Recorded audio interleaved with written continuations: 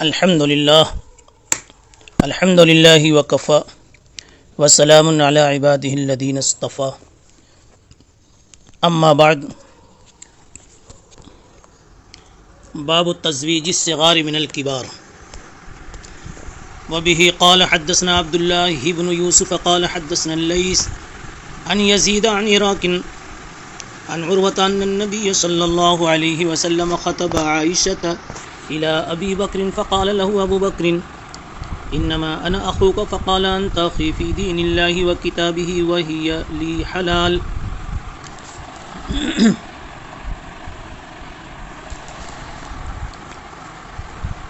عنوان ہے آپ کے سامنے تزویج الصغار من الکبار، کم عمر کی شادی معمر سے، یعنی چھوٹی عمر کی لڑکی بڑی عمر کا لڑکا، یا چھوٹے عمر کا لڑکا بڑی عمر کی لڑکی، یہ دونوں شکلیں شادی کے لیے جائز ہیں. شادی کے صحیح ہونے میں عمر کے تفاوت کا کوئی دخل نہیں ہے، عمر کی کوئی قید نہیں ہے، اور عمروں کا تفاضل و تفاوت کچھ مضر نہیں ہے. البتہ یہ نفس جواز کو بتلایا جا رہا ہے، باقی کچھ چیزیں جو از قبیل مرغوبات، مطلوبات، مندوبات ہوتی ہیں وہ ایک الگ سی چیز ہے کہ عمروں میں زیادہ تفاوت نہ ہو تاکہ رشتے ازدواج میں استحکام رہے، دوام رہے، اور دونوں کو نتائج ازدواج مکمل حاصل ہوں اور احسن طریق پر حاصل ہوں. اب ظاہر سی بات ہے کہ ایک 25 ہو اور ایک 55 ہو تو دونوں میں جو نتائج صحیح مرتب ہونے چاہیے وہ شاید نہ ہو سکے، اس لیے عمروں کا لحاظ تو ہونا چاہیے اور یہ مطلوب ہے. مگر مقصد یہاں یہ ہے کہ اگر چھوٹی بڑی عمر کے باوجود شادی کر دی گئی اور شادی کر لی گئی تو شادی ہو جاتی ہے،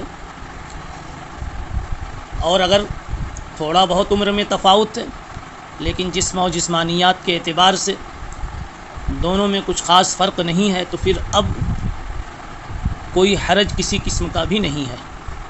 یہاں جو روایت آ رہی ہے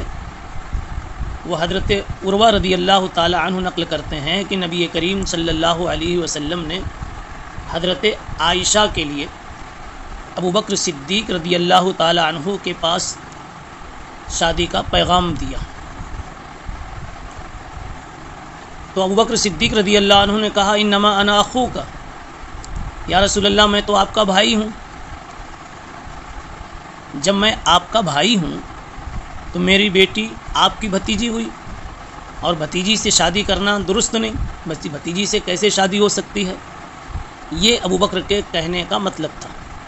تو آپ نے فرمایا انت اخی فی دین اللہ و کتابہ، تم دینی بھائی ہو، تم دینی بھائی ہو، اللہ بے شک اللہ کی کتاب کی روح سے تم میرے دینی بھائی ہو، لیکن عائشہ پھر بھی میرے لیے حلال ہے. تھوڑے سے پس منظر کے ساتھ اس روایت کو سمجھیں کہ بہت پہلے سرکار دو عالم صلی اللہ علیہ وسلم کو خواب میں دکھلایا گیا تھا، جیسا کہ اس سے پہلے والے سبق میں آپ کو بتلایا گیا کہ خواب میں آپ کے پاس فرشتہ ایک ریشمی کپڑے میں حضرت عائشہ رضی اللہ تعالی عنہ کی تصویر لے کر آیا اور آ کر کے کہتا ہے انہیں دیکھو، انہیں کھول کر دیکھو. کپڑا آپ نے ہٹایا، وہ ریشم کا کپڑا جو تھا اسے آپ نے ہٹایا اور کھولا تو اس میں عائشہ کا چہرہ تھا، عائشہ کی تصویر تھی. خواب ہی میں کہا گیا کہ یہ آپ کی بیوی ہیں. حضور پاک صلی اللہ علیہ وسلم نے اس وقت سوچا بھی یہ میری بیوی اس قدر کم عمر کی ہو کر میری بیوی کیسے ہو سکتی ہیں، لیکن آپ نے فرمایا کہ اگر اللہ نے ایسا مقدر کر رکھا ہے تو اللہ ہی اس کو نافذ بھی کر دیں گے. اس لیے کہ اللہ جس چیز کو پاس کر دیں، جو مقدر فرما دیں، فیصلہ کر دیں، اللہ تعالیٰ اسے کر ڈالتے ہیں۔ چنانچہ اسی بنیاد پر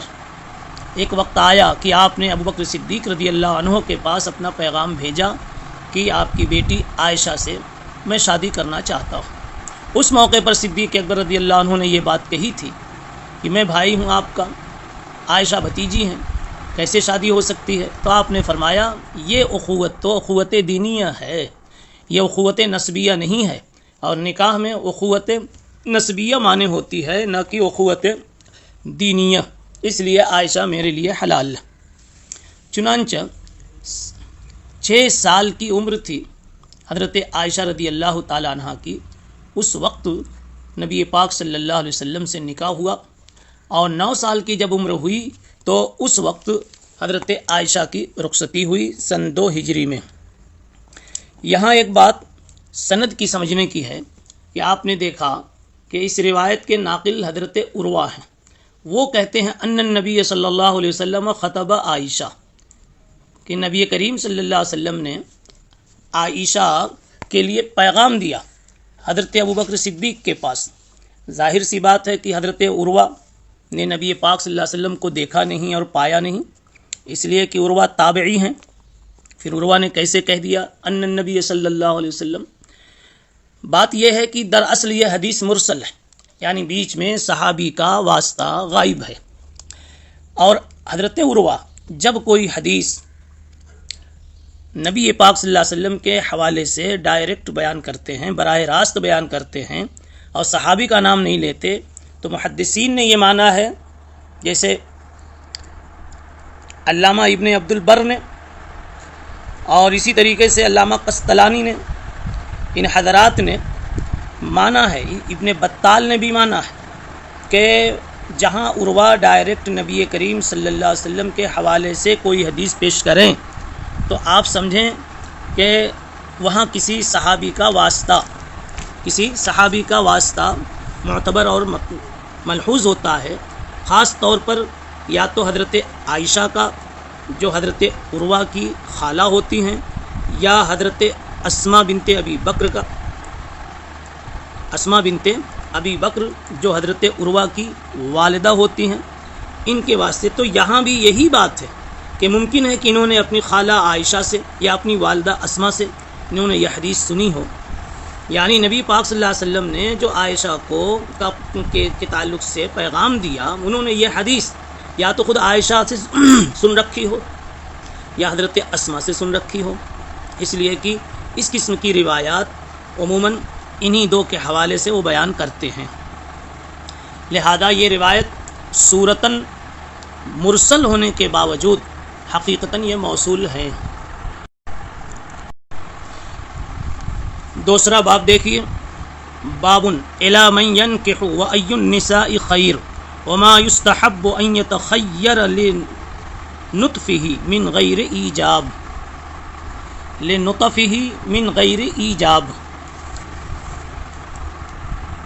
اس باب کا حاصل ہے الی من ینکح، کس عورت سے نکاح کرنا چاہیے، و ای النساء خیر، اور کون سی عورتیں زیادہ نکاح کے لیے بہتر ہیں، وما یستحب ان یتخیر لنطفہ، اور کس عورت کا انتخاب کرنا اپنے نطفے کے لیے مستحب ہے وجوب کے حکم کے بغیر۔ یہ امام بخاری رحمۃ اللہ علیہ کے ترجمۃ الباب کی عبارت کا ترجمہ ہوا۔ اس باب میں 3 باتیں حضرت بتلانا چاہتے ہیں۔ پہلی بات یہ، الی من ینکح، کس قسم کی عورت سے شادی کرنی چاہیے، یعنی اپنی شادی کے لیے کیسی عورت کا انتخاب کرنا چاہیے۔ آنے والی حدیثوں سے حضرت اس کو ثابت کریں گے، آنے والی تو ایک ہی حدیث سے، اس کے ضمن اسی ایک حدیث سے اس ایسی صفات کا پتہ دیں گے جو صفات شادی میں آدمی کو پیش نظر رکھنی چاہیے۔ دوسرا ٹکڑا، وَأَيُّ النِّسَاءِ خَيْرٌ، کون سی عورت شادی کے لیے بہتر ہے. اور تیسرا ٹکڑا اپنے نطفے کے لیے یعنی اولاد کے لیے کس قسم کی عورت کا انتخاب مستحب اور بہتر ہے. گو کہ یہ واجب نہیں ہے من غیر ایجاب وجوب کی شرط کے بغیر. حضرت کہنا یہ چاہتے ہیں کہ آپ پر اگرچہ یہ باتیں واجب نہیں ہیں لیکن پھر بھی آپ کو غور کرنا چاہیے کہ کیسی عورت سے شادی کرنا ہے, کون سی عورتیں بہتر ہیں, اور اپنے نطفے کے لیے اولاد کے لیے کیسی عورت کا انتخاب کرنا چاہیے. جو حدیث آ رہی ہے وہ حضرت ابو الیمان کی ہے, حکم ابن نافع جن کا نام ہے. بہی قال حدثنا ابو الیمان قال اخبرنا شعیب قال حدثنا ابو الزناد عن العارج عن ابی ہریرہ عن النبی صلی اللہ علیہ وسلم قال خیر نساء رکبن الابل صالح نساء قریش احناہ علی ولد فی صغرہ وارعاہ علی زوج فی ذات یدہ. فرمایا رسول اللہ صلی اللہ علیہ وسلم نے کہ عرب کے قبائل میں بہترین عورتیں مردوں کے لیے قریش کی پاک دامن عورتیں ہیں. خیر نساء رکبن الابل صالح نساء قریش کی پاک دامن عورتیں ہیں جو اونٹوں کی سواری کرتی ہیں. وہ اپنے بچوں پر انتہائی شفیق اور شوہر کے مال کی بڑی محافظ ہوتی ہیں. یہاں پر اچھی عورتوں کا پتہ حدیث کے ذریعے سے جناب رسول اللہ صلی اللہ علیہ وسلم کی بات کے ذریعے سے خود امام بخاری رحمۃ اللہ علیہ دے رہے کہتے ہیں سب سے اچھی عورت قریش کی عورتیں ہیں. کون عورتیں؟ جو پاک دامن ہیں, صالح ہیں اور رکبن الابل سب سے اچھی عورتیں اونٹ پر سواری کرنے والی قریش کی عورتیں. اتنے ہی سے ایک بات یہ ثابت ہو گئی کہ قریش کی عورتیں سب سے اچھی ہیں, تو معلوم یہ ہوا کہ قریش کی عورتوں کے ساتھ نکاح بھی کرنا چاہیے.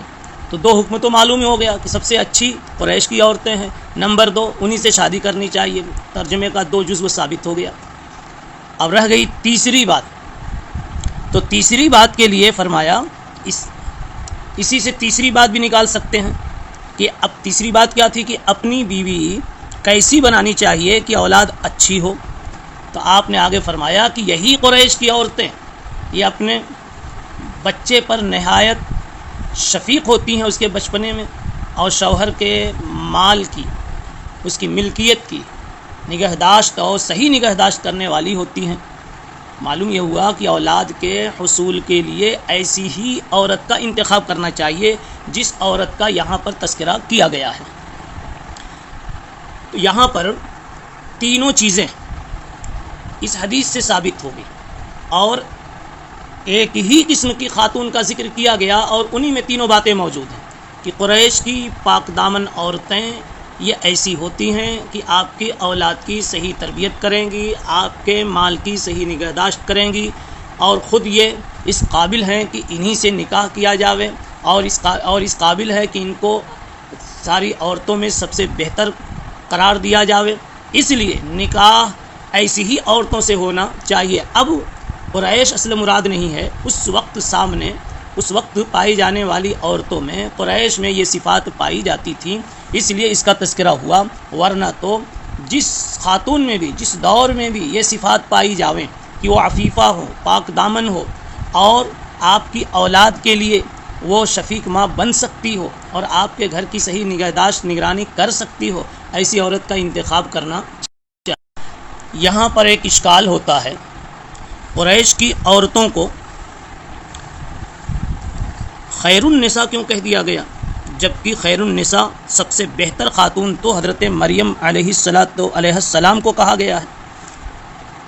بظاہر تعارض ہو رہا ہے, تو اس کا جواب یہ دیا گیا کہ ان عورتوں کی فضیلت جو اونٹ پہ سواری کرتی ہیں یہ عرب کی عورتوں کے اعتبار سے ہے, یعنی کہ عرب کی ان عورتوں میں قریشی عورتیں بہتر ہیں، جب اور اونٹ کی سواری کرنے والیوں میں رکبن الابل کی بھی قید ہے۔ اور حضرت مریم علیہ السلام کے تعلق سے حضرت ابو ہریرہ رضی اللہ تعالی عنہ کا کتاب الانبیاء میں ایک قول یہ گزرا ہے کہ ولم ترکب بعیرا قط، انہوں نے کبھی بھی اونٹ کی سواری نہیں کی۔ تو اب یہ پتہ چلا کہ رکبن الابل کہہ کر کے خیر النساء کا اطلاق جو قریش کی عورتوں پر ہوا ہے، تو رکبن الابل کی قید سے یہ عرب کی عورتوں میں یہ خیر النساء ہوئی، حضرت مریم کا اس سے استثناء ہو گیا۔ دوسری بات جو زیادہ ہی بہتر معلوم ہوتی ہے، یعنی دوسرا جواب، کہ اپنے اپنے زمانے کے اعتبار سے یہ افضلیت ہے۔ اس زمانے کی عورتوں میں، قریش کی عورتوں میں، تو یہ اور اس زمانے کی عورتوں میں، عرب کی عورتوں میں قریش کی عورتیں خیر النساء ہیں، اور حضرت مریم اپنے زمانے کے اعتبار سے مطلقاً، بلکہ یعنی حضرت مریم کو جو خیر النساء کہا گیا ہے تو علی الاطلاق کہا گیا، اور ان کو جو کہا گیا ہے اپنے زمانے کے اعتبار سے کہا گیا ہے، اس لیے دونوں میں کوئی تعارض نہیں ہے۔ اس میں صالحو نساء قریش ایک روایت یہ ہے، ایک روایت صلحو نساء قریش، ایک روایت، ایک نسخہ یعنی صالحو نساء قریش، یہ سب ایک ہی معنی میں ہے، اور یہ اضافت کے ساتھ صالحون تھا، نون گر گیا ہے۔ مراد یہ ہے قریش کی نیک عورتیں۔ احنا اس میں تفضیل ہے، اور ارعا بھی اس میں تفضیل ہے۔ اولاد پر سب سے زیادہ شفقت کرنے والی یہ احنا ہوگی، شوہر کے ہاتھ کی یعنی ملکیت کی چیزوں کی سب سے زیادہ حفاظت کرنے والی یہ ارعا ہو گئی۔ یہ اس حدیث کی تشریح ہوئی اور مناسبت اس کی بتلا دی گئی۔ سبحان اللہ بحمدہ، سبحان اللہ۔